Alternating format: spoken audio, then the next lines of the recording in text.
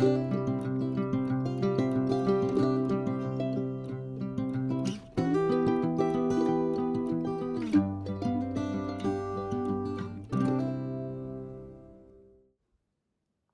knew that birds require bathing. It's a way of preening and keeping their feathers flexible. So it's very much needed for birds. But after watching them up close with the camera, seems to me that there may be much more to this than just general hygiene for the birds. They seem to just absolutely enjoy it.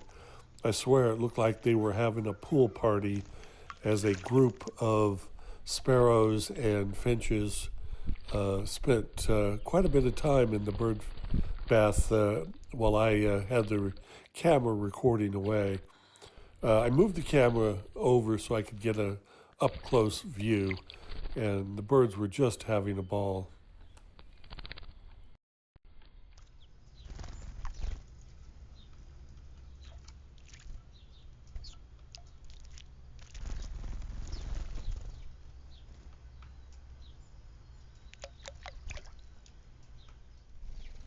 While these videos were made in December, it might help to mention that it was 80 degrees here in Southern California when these videos were made.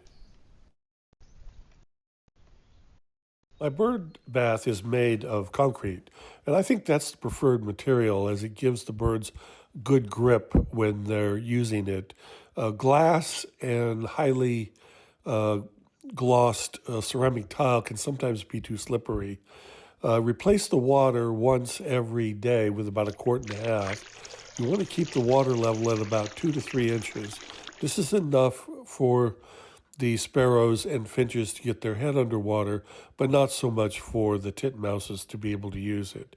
If your bird feeder is deeper, you can put rocks in the center to give them a landing area where the water is deeper.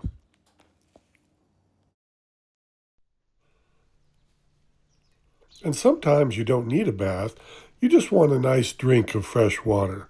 It's always a good idea to have a supply of fresh water near the bird feeder. Here are a pair of Eurasian collared doves. They've never been to the bird feeder, and this is the first time I've seen them in my yard. They are enjoying the bird bath, however. They typically travel in pairs or small groups, and unlike most birds that have to tilt their head back to drink water, Eurasian collared doves are an exception to that rule. And this is quite a lovely couple enjoying an afternoon swim. Thanks for watching. Until next time.